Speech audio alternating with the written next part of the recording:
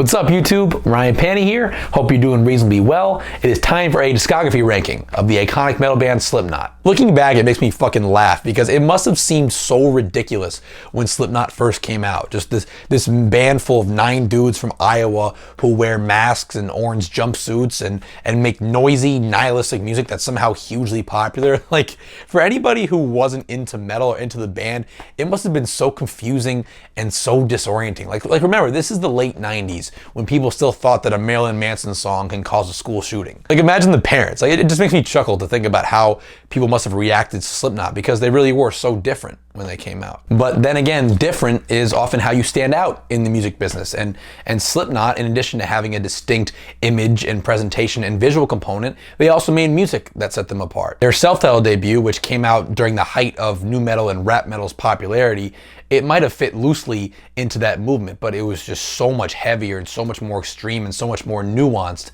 than any of its peers. And then 2 years later, you have its follow-up, Iowa, a record where somehow hard rock and extreme metal coexisted comfortably on a record, which is unusual to say the least. And then with Volume 3, you saw the band just say fuck it and just go full mainstream hard rock on their terms and still somehow retain the core of their fan base despite this big leap away from the pure aggression of their earlier music. Slipknot have always been different, and even though it's often seemed like they have peers, you know, that whole early 2000s Ozfest crowd, the new wave of American heavy metal, all that, they really haven't.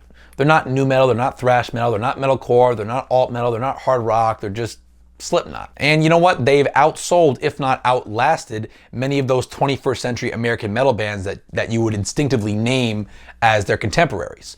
And the fact that there have been like half-decade gaps between their last few albums and people still care the way they do shows just what a cultural and commercial force they really are. I think that when people look back on this era of mainstream metal that I grew up in, Slipknot will be looked at as one of the key bands that helped revitalize the genre and engage a whole new generation with it. And by the same token, helped keep it within that cunt hair's reach of the broader pop landscape, which that's especially important because as much as metalheads like to talk shit about popular music and all that, we like to feel like our genre is still legitimate and relevant, and ambassadors like Slipknot who are winning Grammys and selling out stadiums and forcing the layperson to acknowledge our world, they're absolutely crucial. Or at least that's what I think. I think there's a lot of people who would argue the exact opposite of that, but we'll leave the lamb goat comment section to sort that one out. Anyway, the point of this video isn't to argue about Slipknot's legacy, but to argue about their albums and pit them against each other. Now, excluding the band's self-released 1996 effort, Meet, Feed, Kill, Repeat, which I'm not going to include here because it only features 6 members and a different singer, and a lot of the ideas on there went on to reappear on later Slipknot albums in better forms anyway, we're pretty much looking at 5 records. 1999's self-titled debut, all the way up towards 2014's 0.5 Degree Chapter. I'm going to run through my picks from worst to best, then you're going to get mad at me, and then we're going to move on. Sound good? So right off the bat, my number 5 pick, in contradiction to Corey Taylor himself, as well as most of the band's fans, is the band's 1999 self-titled debut. This is, of course, the explosive major label debut that propelled Slipknot into near instant stardom and won over a legion of young, angry fans, and also made Roadrunner Records a lot of money in the process. But here's something about the self-titled record as a whole that no one ever talks about, which is how incredibly front-loaded the track list is. Seriously, think about your favorite songs from this record. Think about the songs that have aged well. It's gonna be Sick and Eyeless and maybe Spit It Out, Surfacing, Wait and Bleed. Well, guess what? Coincidentally, those happen to also be the first 5 tracks on this long album. Once you really get into the second half of this thing, with the exception of a track like Liberate, which has some sick guitar riffs, and obviously the band still performed that one live to this date, and also the hidden track, Eeyore, that's fucking crushing. Besides those two, the second half of this album really does not hold up, like at all. I fucking cringe at Corey Taylor's rapping on the song No Life, and actually on Spit It Out too, but on Spit It Out I guess I'm just so used to hearing it, it doesn't bother me as much. And there's a song like Tattered and Torn where the band's sound goes from heavy to just straight up cacophonous. That doesn't really do much for me. And in general, the rhythm guitars on songs like Diluted and Only One and Prosthetics, they're just so simplistic and so caveman. Like they're aggressive, don't get me wrong, but Slipknot would go on to be a lot more clever and just as aggressive with the way they put their riffs and their songs together. And you know what? The self-titled record is the one record where you can kind of pigeonhole Slipknot's sound. Don't let anybody tell you otherwise. This is a nu metal record. It might have a groove metal influence here and there, an extreme metal influence here and there, a bit of a hard rock vibe in parts, but this LP is nu metal. This is an LP that went with the times. And on that topic, here's something that's really telling. Back in 2008, I remember this because I was a Guitar World subscriber. Guitar World did a cover story feature with Slipknot guitarists Jim Root and Mick Thompson, and they were talking about the first record, the self-titled one. And they were saying how there were originally guitar solos on the record, but producer Ross Robinson edited them all out. Which goes to show, you know, in 1999, you signed to a big label, you hired the biggest nu metal producer in the world, Ross Robinson. He edits out your guitar solos, he gets you to rap a little bit, and boom, this is the result. And don't get me wrong, Slipknot totally did nu metal their way and made it way more chaotic and way more proficient and way more dangerous, and deserve all the credit in the world for pushing boundaries within that world. But my point here is that Slipknot would go on to evolve past nu metal into something a lot more interesting. And while it's got some classic moments on it, the self-titled record is pretty much the tip of the iceberg, both creatively and stylistically for Slipknot. At number 4, the band's 2008 release, All Hope Is Gone. This is by far their most eclectic record, and you know, it's a weirdly structured LP because the first half hits you with all the more straightforward songs, and then all of a sudden the band start to experiment in the second half of the record, and you're thrown off guard a bit, and the result is an album that feels a bit disjointed. In the first half, first of all, the opening cut on here, Gematria, is one of the best Slipknot songs of their career, period. It is a fucking ferocious mixture of groove metal and thrash metal with a touch of extreme metal,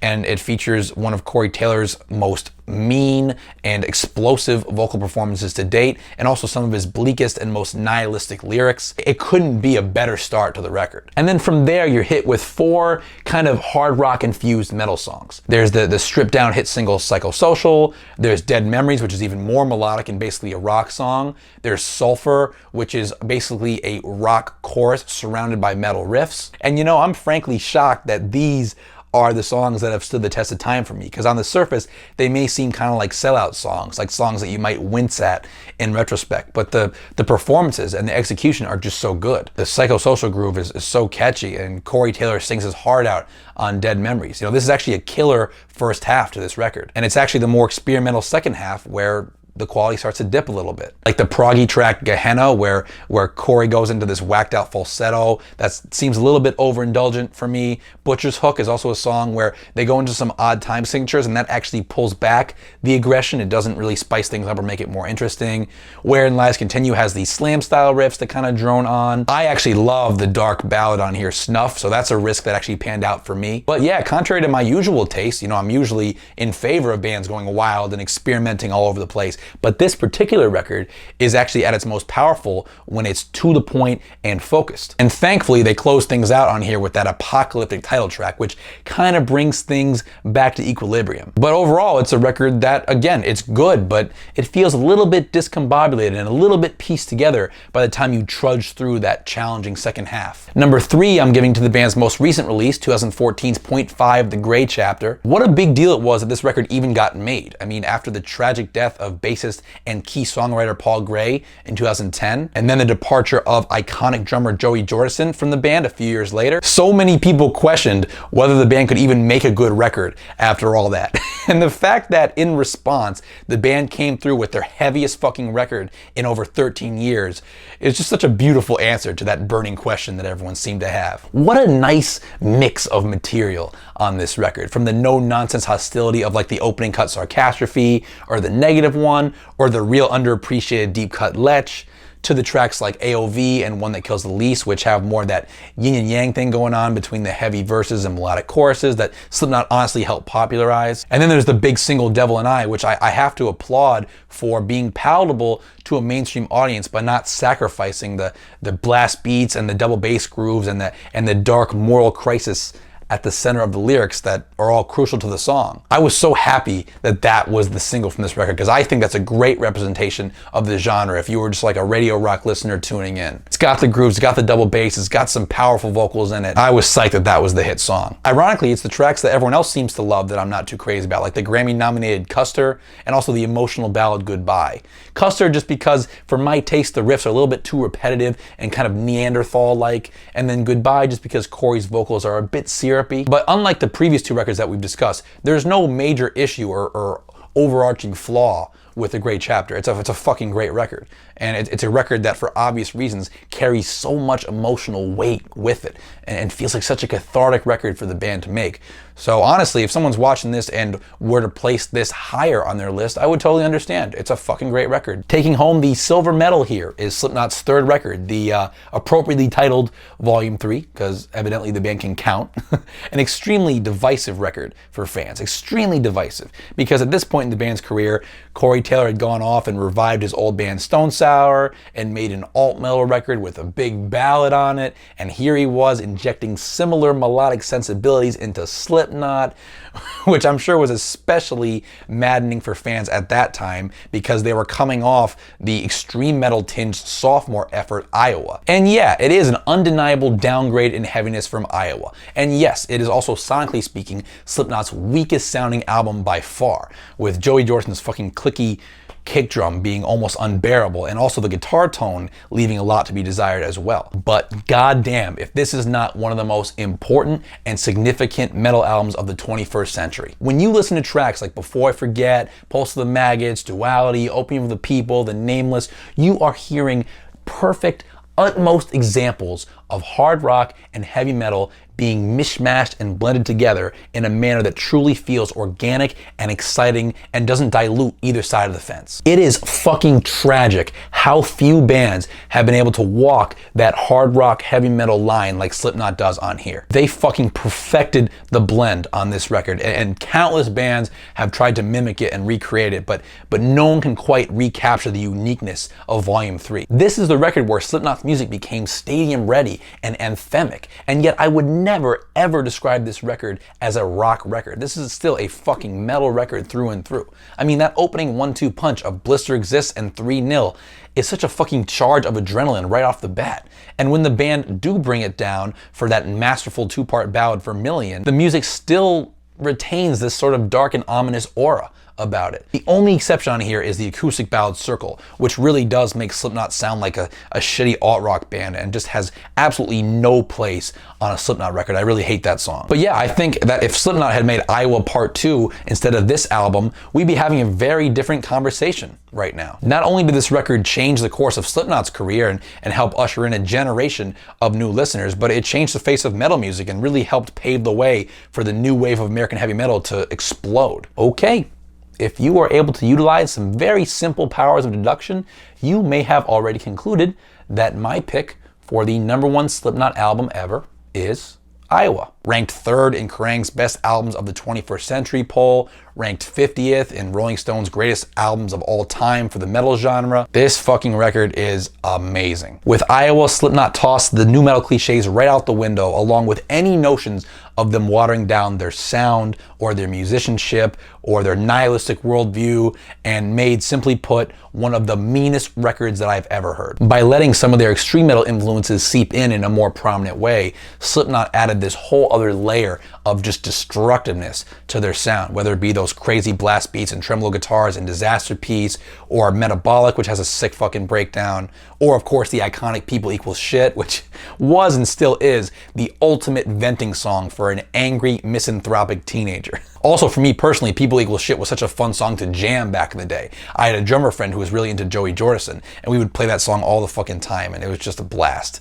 It's one of the angriest songs ever recorded. Corey Taylor on this record just let himself have this full-blown psychotic fucking breakdown. He was spewing lyrics like, "I want to slit your throat and fuck the wound," and making it sound convincing, like he really meant it.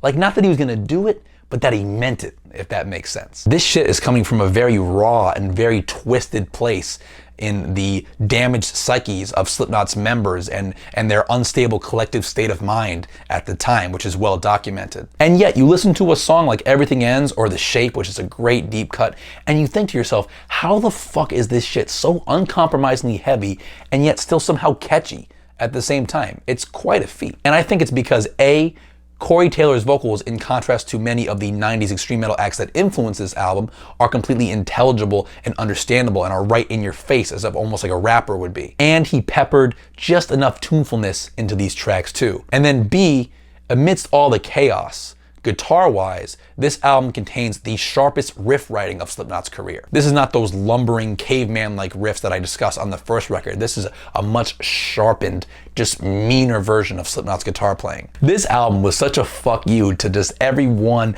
and everything and every trend and just the world at large. And it also happens to have a airtight track listing and deliver the sort of one-of-a-kind heaviness from a band that, with that unique level of commercial visibility that they had at the time, were really in a position to say what they want and expose the darkness in their minds to a lot of people. And in doing so, they created this overwhelming yet cathartic listen for all of their fans. It's not the most extreme or most technical or most chaotic or most blasphemous record ever recorded, but its tortured, misanthropic lyrics combined with its sharp and hooky songwriting make for a truly lethal combination, and also make it essential metal listening. So there you have it. If you're a Slipknot fan and you've made it all this way, I'm sure I've said more than a couple things that piss you off or that you disagree with, so by all means, let me know what you think in the comments. And how would you rank these 5 very different Slipknot albums? Let me know. As always, thanks so much for watching, guys. If you liked this video and are not yet subscribed, please consider doing so by clicking right here, or checking out any of the other metal-related content that I have on this channel, which I publish on weekly. And thanks so much for watching and for supporting, and I will see you guys soon.